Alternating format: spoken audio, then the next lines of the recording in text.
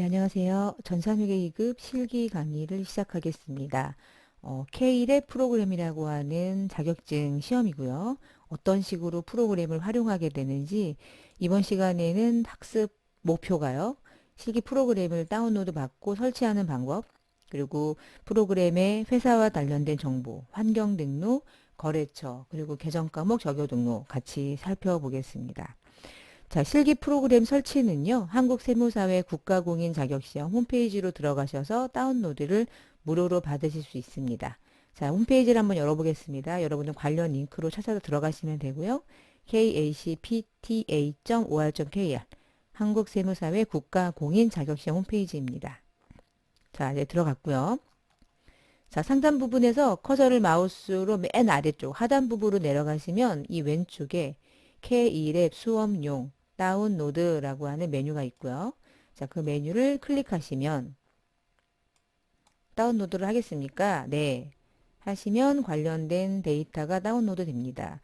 제가 지금 강의를 촬영할 때 2020년도 버전이긴 한데 2022년도랑 뭐 2021년도의 프로그램이 아직 나오기 직전이긴 한데요. 동일하기 때문에 연도는 무시하시고 여러분이 강의를 듣고 있는 시점은 22년도일 테니까 22년도 프로그램을 다운로드 받으시면 되겠습니다.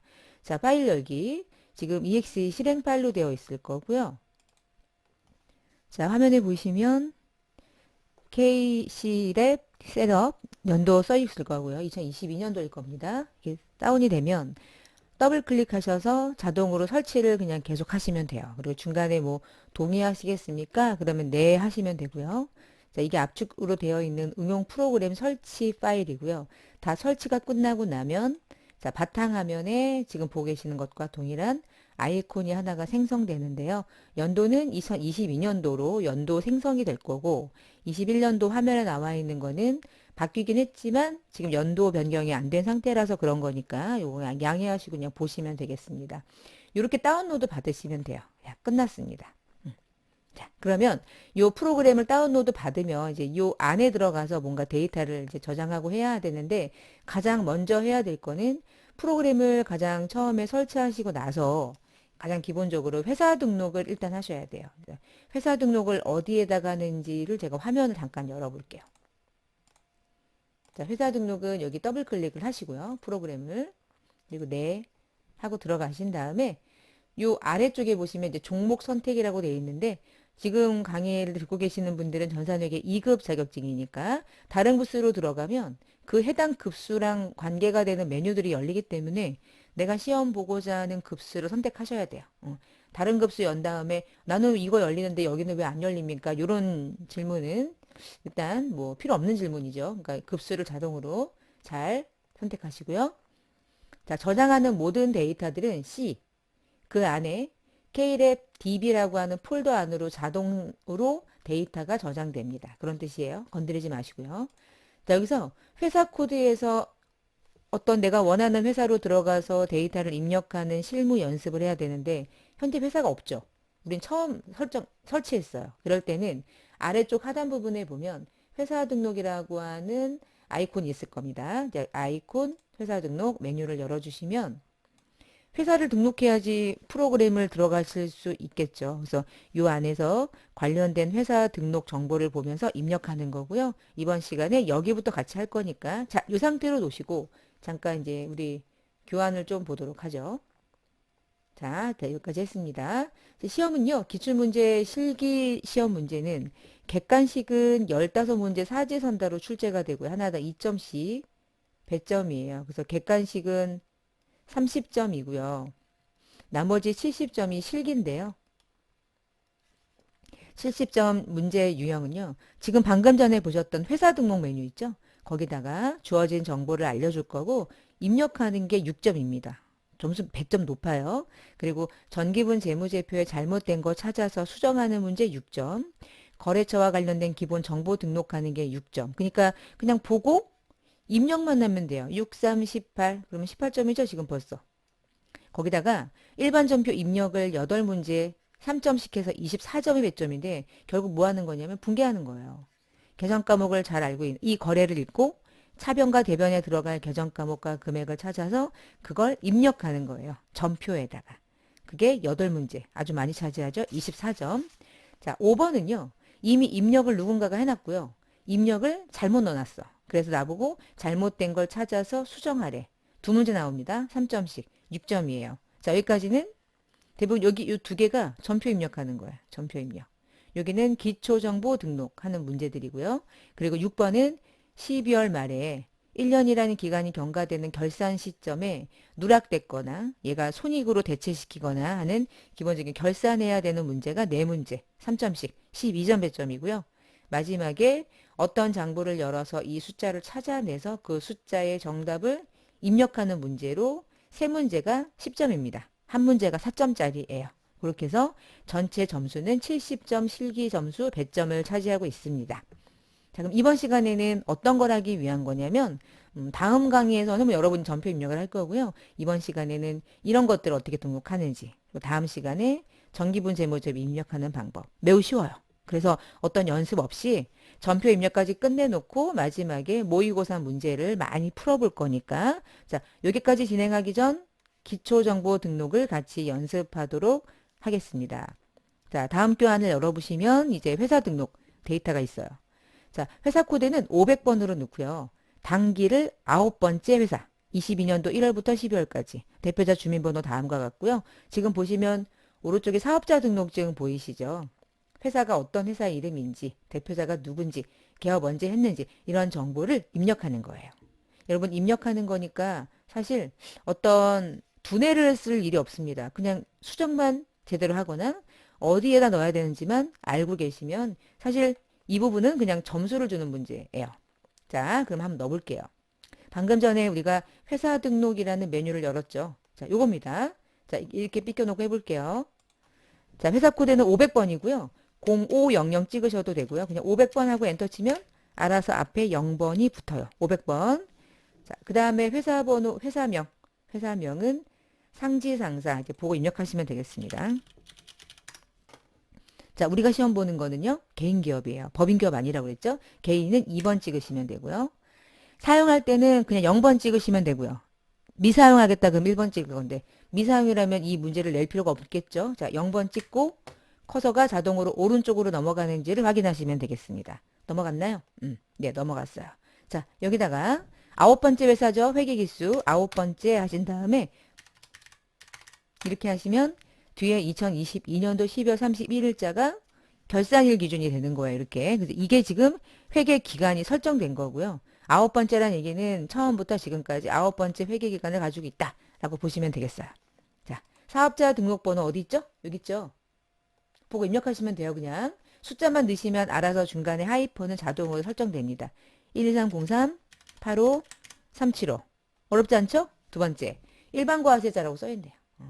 나중에 뭐 전산 회계나 회계 1급이나 세무 쪽 넘어가면 부가세법상 일반 과세자인지 간이 과세자인지 또는 부가세를 아예 신고할 의무가 없는 면세 사업자인지를 구분하는 게 기본인데 우리 개인 사업자는 간이 과세자일 수 있거든요. 그래서 선택하도록 하는 거예요.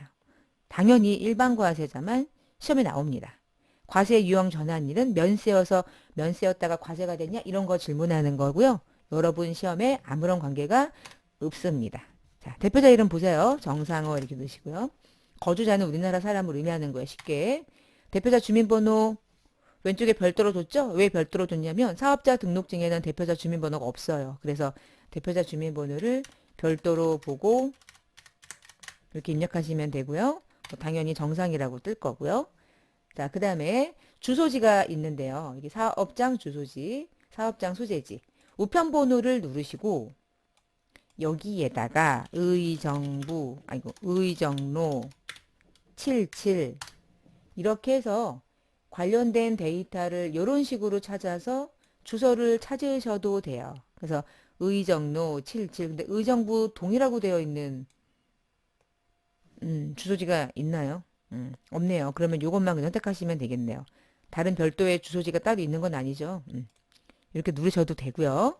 우편번호를 이렇게 우편번호를 조회해서 주소가 자동으로 반영되게끔 하셔도 되고요. 우편번호 입력하지 않고 입력하실 수도 있어요. 그거는 뒤에 연습 문제 풀면서 제가 설명을 드릴게요. 자, 가끔씩 이 대표자의 집 주소를 알려줄 때도 있거든요. 집 주소. 여기 집 주소를 입력하는 거예요. 사업장 소재지랑 집 주소는 다르겠죠. 근데 지금은 제시되지 않았으니까 입력을 안 하셔도 됩니다. 자, 그 다음에 어제 업태 좀 볼게요. 업태는 도소매래요. 이렇게 입력하시면 돼요. 종목은 컴퓨터, 부품 이렇게 하시면 되고요. 자, 그 다음에 보시면 업종별 주 업종 코드가 별도로 주어지지 않았어요. 입력 안 하시면 돼요. 상관없습니다. 시험 볼 때는 대부분 다 데이터가 등록되어 있을 거예요. 있으면 넣고요. 없으면 그냥 무시하시면 돼요. 중요하지 않습니다. 그 다음에 여기 아래쪽에 소득 구분도 시험에서는 다 지문을 줄 거예요. 지금은 여러분 사업자 등록증만 가지고는 어떠한 소득을 신고하는 자인지 알 수 없죠. 여러분 주변에 개인 사업자 중에서 부동산 임대하는 자인지 우리 아빠 주택 임대 사업자인지 개인적으로 집을 많이 사놔가지고 임대소득 신고하는 자인지 그러면 그 외에 그냥 일반적인 사업소득자인지 이런 거 구분해 놓는 거예요. 실무적으로는 중요한데 여러분 시험에서 이거를 등록하라고 하는 지문이 없으면 등록하실 필요가 없고요. 기본적으로는 뭐 사업소득입니다. 당연히 중소기업이겠죠. 뭐 중소기업 아닐 수도 있고요. 자, 개업연월일은 중요한데요. 개업연월일은 대표자 이름 바로 밑에 있습니다. 14년도 1월 23일 입력하시면 되고 이런 식으로 넣으시면 돼요. 폐업한 적 없고요. 사업장 동코드 있으면 넣어요. 상관없습니다. 지금 의미 없어요. 사업장 관할 주 동코드 필요 없어요. 대신 사업장 관할 세무서는 중요해요. 의정부 세무서. 여기서 내가 의정부 세무서를 찾아야 돼. 이럴 때 오른쪽에 이 말풍선 모양으로 생겨있는 아이콘을 누르셔도 되고요.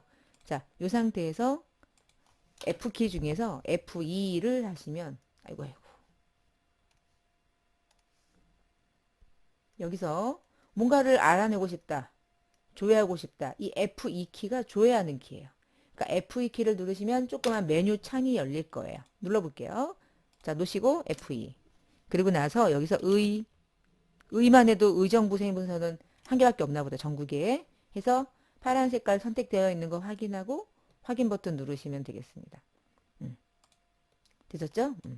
사업장 세무서가 사업장 세무서가 기본적으로 주소지 관할 세무서일 수도 있고 아닐 수도 있는데 사업장 관할 세무서만 입력하시면 돼요.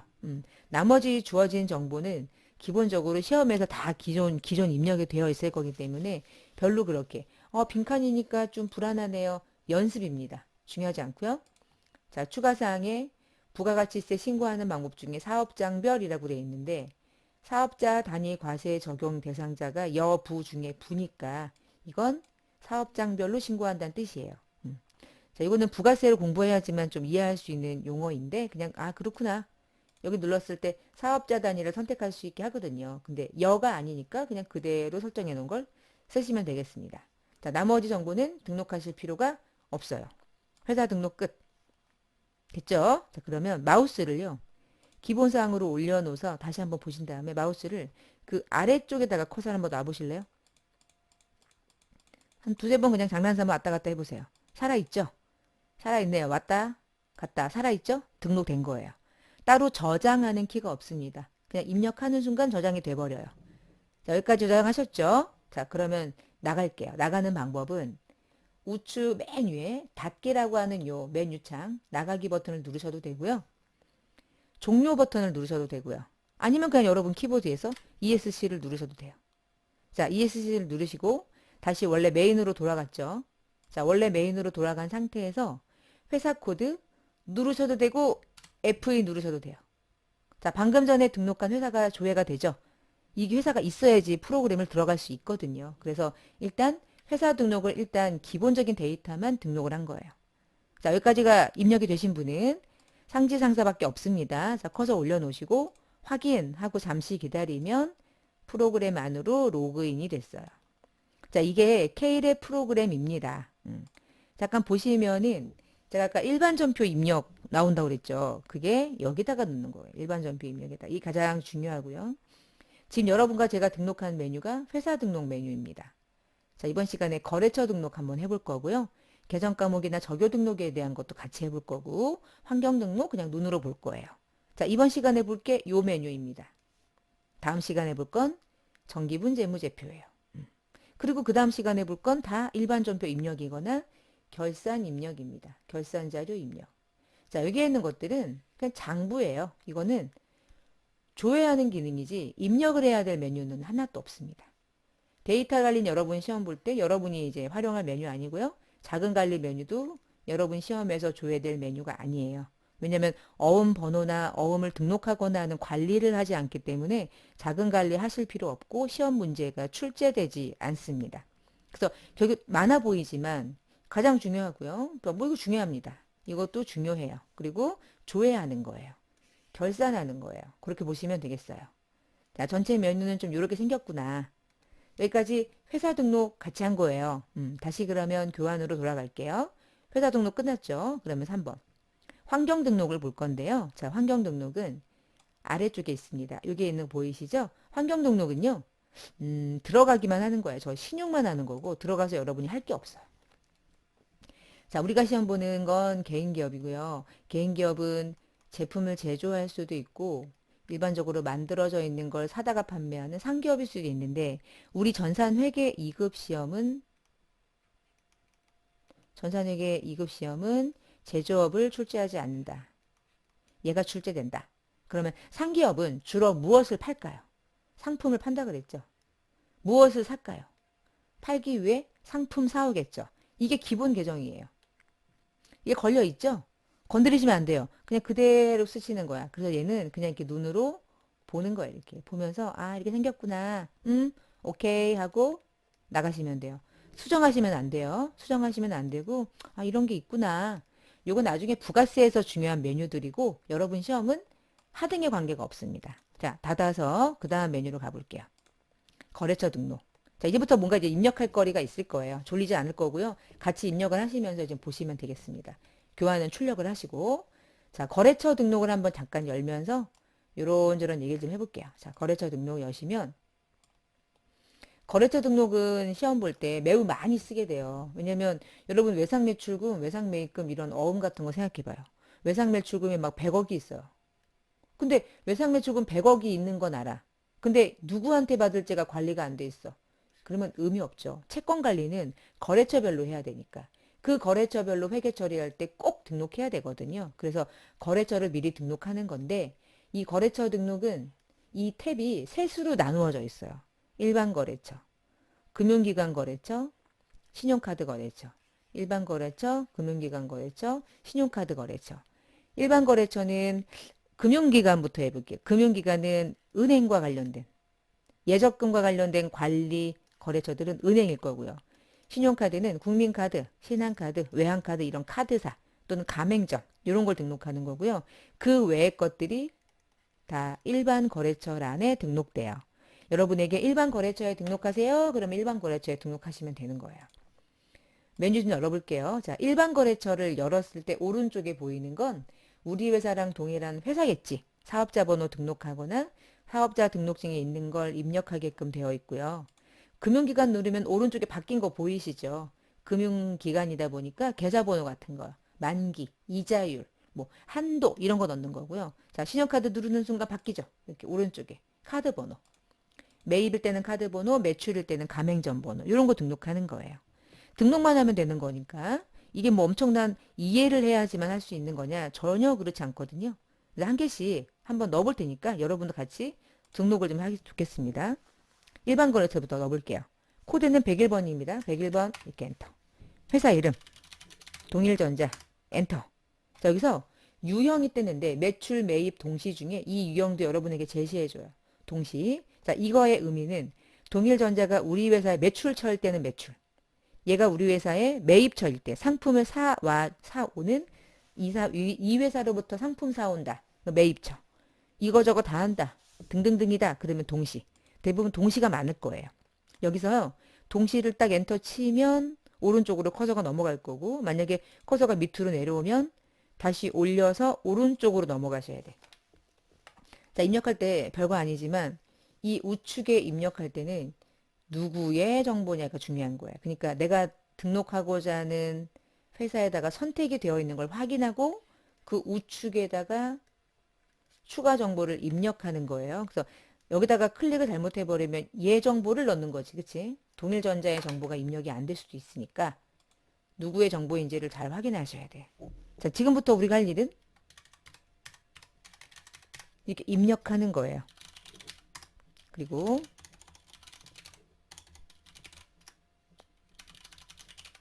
그 주소를 입력하실 때 우편번호 입력하지 마세요. 할 때는 이렇게 우편번호에서 패스. 그냥 손으로 입력. 아무 상관없습니다. 주소는 별로 중요하지 않아요.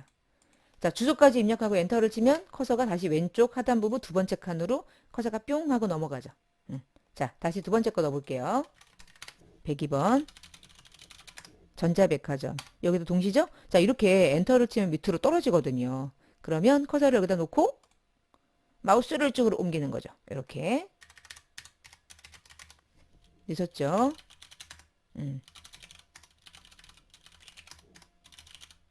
서울만 찍을게요. 상관없습니다. 하지만 마장동 안 찍어도 되는데 이런 식으로 등록하시는 거예요. 어렵지 않죠? 아주 쉬워요. 거래처 등록하는 문제는 시험에 무조건 한 문제 출제됩니다. 그래서 이렇게 등록하는 걸 경험만 해보는 걸로 이 문제는 메뉴는 더 뭐 어떤 이해를 엄청난 이해를 우리에게 원하거나 하는 문제가 아니에요.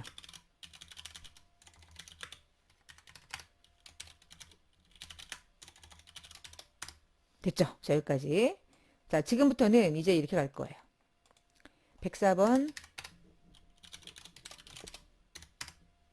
동시 가서 혜태 사업자 번호 13981388900. 자, 업태랑 종목이랑 주소는 없어요. 그쵸? 나머지는 여기까지만 정보를 등록하시면 되겠습니다.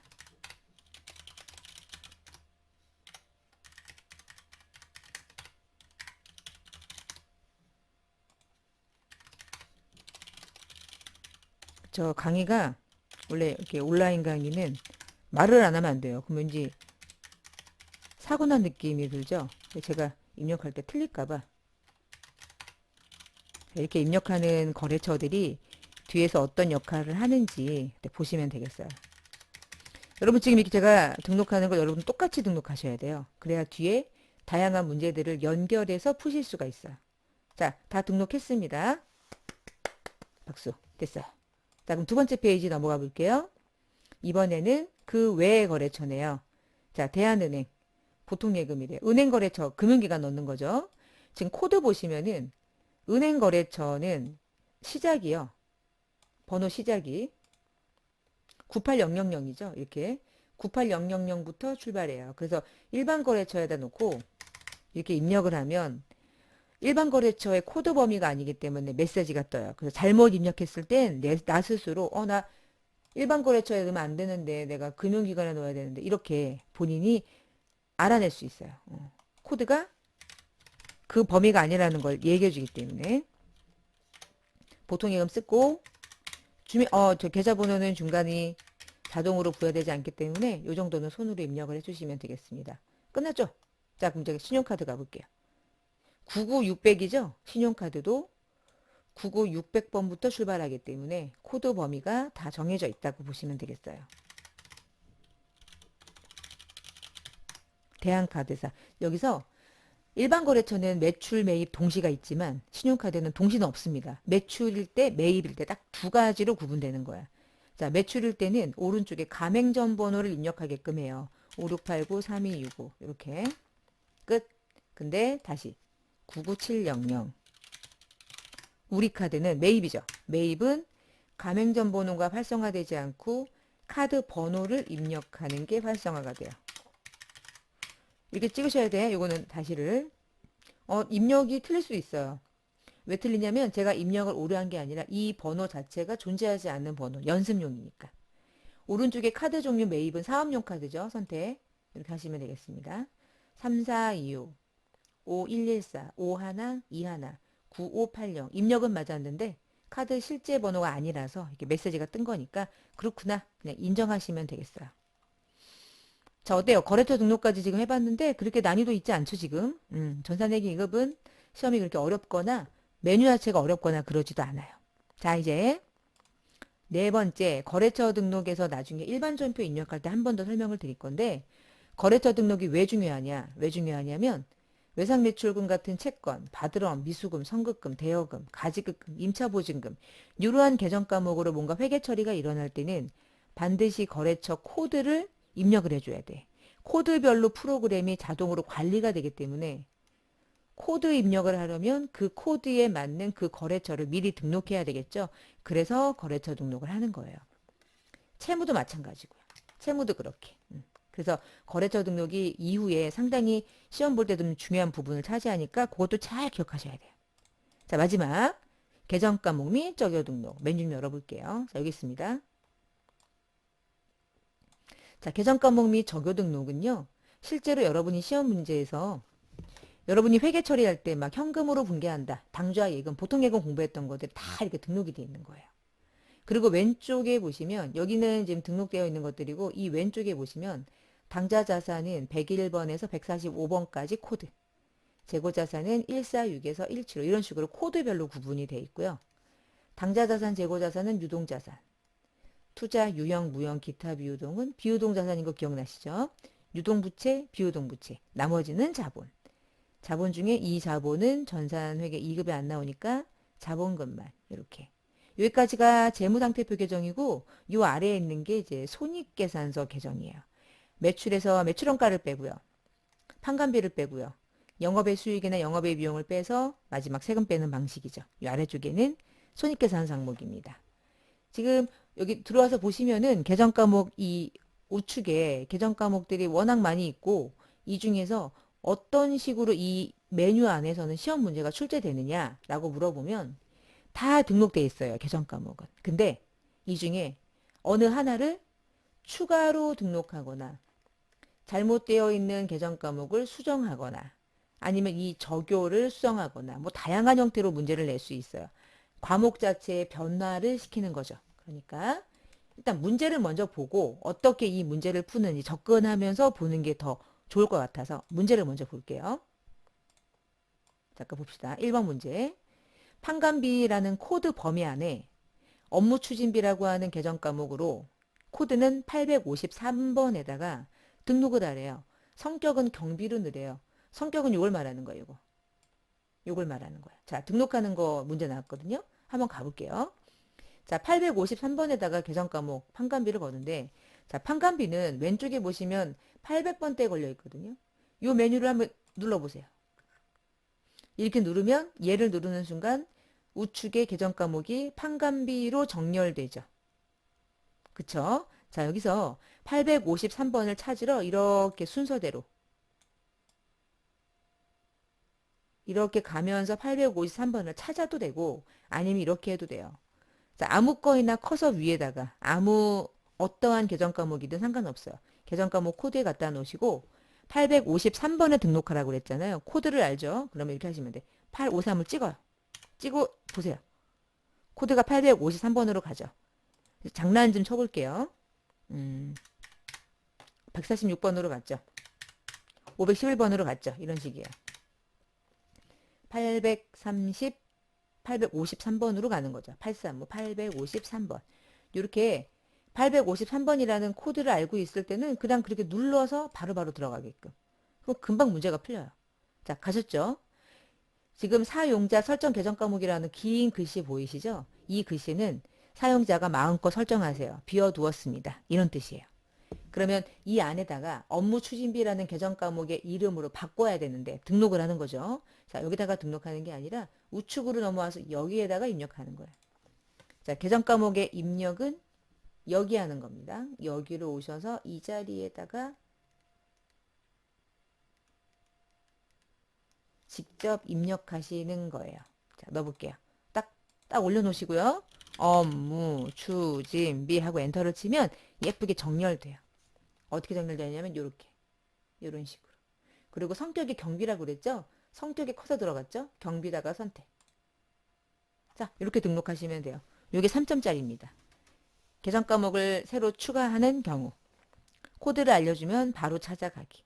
자, 두 번째 138번이라고 하는 전도금 계정을 이름을 바꾸라네요. 소액 현금으로 어떻게 하는지 가볼게요. 138번 찍으시면 되겠죠, 이제. 138.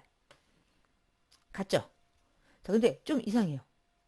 예를 들어 여기 아래 갔다 여기 갔다 가볼게. 전도금에다가 커서를 갖다 놓으니까 전도금 계정 과목이 무슨 색깔인지 안 보였는데 아래쪽에 갖다 놔보니까 전도금 계정 과목은 빨간색인 거야. 빨간색도 있고 까만색도 있거든요. 자, 보시면은 까만색 계정 과목에다가 커서를 놓고 우측을 보면 얘가 하얗게 열려요. 그 얘기는 수정이 가능하다는 뜻이거든요. 근데 커서를 여기다가 올려놔 볼게. 전도금에다가. 전도금에 갖다 놓고 우측에 보면 얘 지금 하얀색으로 안 열리는 거 보이죠? 커서가 안 들어가요. 그러면 소액현금이라는 이름으로 바꿀 수가 없죠. 자, 요때 어떻게 바꾸냐면 아래다가 좀 해놨는데 지금 여기에서 여기에 봉착해네, 그치? 적색 계정 과목인 경우는 커서를 이 코드에다 갖다 놓고 컨트롤 F2를 누르면 막혀있던 계정 과목의 이 메뉴가 자동으로 열리면서 여러분이 바꿀 수가 있게 돼요. 컨트롤 F2 안 외우셔도 돼요. 많이 나오지 않습니다. 이 부분은. 혹시 모르니까 한번 해보는 거예요. 자, 전도금 위에다 커서 놓고 컨트롤 F2. 자, 눌렀더니 오른쪽에 전도금이 지금 하얀색으로 메뉴가 활성화가 된 게 보이시죠? 그것도 놓고 이렇게 입력하시면 됩니다.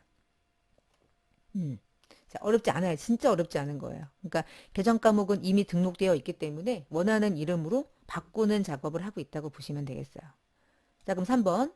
판관비 중에 복리후생비라는 계정 과목을 찾아서 현금 적유에다가 야근식 때 지급이라는 걸 등록하래요.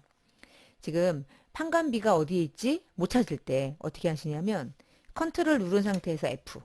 컨트롤 키 누르고 F. 요 보세요. 이제 복리후생비를 계정 과목을 찾는데 이제 문제가 뭐냐면 복리후생비를 찾으면 넘어가긴 하는데요. 코드가 800번대 코드, 판관비 코드가 아니라 600번대 코드인 거예요. 그러면 다음 찾기, 다음 찾기, 다음 찾기. 드디어 왔습니다. 811번. 보이시죠? 판관비 카테고리 안에 있는 복리후생비는 반드시 그 아래쪽에 코드별로 구분되어 있는 걸 잘 찾아가야 돼요. 그 접대비도 많아요. 코드가 워낙 많은 게 이 왼쪽에 보시면은 기업마다 원가 코드가 다양해서 제품 만드는 제조 원가인데 공장에서 접대비 또는 복리후생비, 도급원가, 분양원가, 분양원가, 운송원가, 그리고 판관비. 우리는 판관비만 시험에 나온다 그랬잖아. 그래서 무조건 판관비 안에 계정 과목을 찾아야 되기 때문에 코드를 잘 보셔야 돼. 몇 번? 800번대. 이렇게. 자, 그럼 복리후생비를 찾았는데 이번 문제에서는 무엇을 등록하라고 했냐면 현금 적유를 등록하래요. 현금 적유에다가 9번째를 야근식 때 지급이라는 이름을 등록하래요. 아유, 바뀌었네요. 다시 가볼게요. 방금 전에 얘가 811번에 있었죠. 이렇게 바로 갈 수 있는 방법 중에 가장 좋은 방법이 이런 거예요. 자, 그러면 복리후생비 입력이 되어 있고요. 뭘 등록하라고 그러냐면 현금 적유를 등록하라네. 자, 여기 커서 놓고 여기다가 커서 놓고 우측에 가면 정보 그리고 아래쪽에 현금 적유, 대체 적유 둘로 나누어져 있는데 지금 문제는 현금 적유 9번에다가 주어진 정보를 그냥 옮기시기만 하면 돼요. 그래서 계정 과목 적유 등록 문제는 뭐가 중요하냐면 찾는 게 중요해. 야근식 때 지급. 자, 9번 여기다가 커서 9번 찍으시고 9번 찍으시고 이런 식으로. 아이고야. 끝에 제가 엔터 치면 하나 넣었죠. 이렇게 하면 안 돼요. 정확하게 오타 안 나게. 자, 이렇게 넣으시면 되겠습니다. 어때요, 여러분? 그렇게 어렵지 않죠? 그 생각보다 앞부분에 있는 문제는 거의 점수 주기 위한 문제들입니다. 계정 과목에서 이것저것 제가 설명드릴 게 있는데 그걸 일반전표 입력하면서 제가 설명을 드릴 거예요. 그래서 계정 과목에 있는 메뉴들이 어떤 식으로 시험 문제가 출제되는지 그런 기본적인 입력 방식을 간단하게 살펴보는 시간이었습니다. 자, 이번 시간 이렇게 마치겠습니다. 저는 다음 시간에 뵙겠습니다.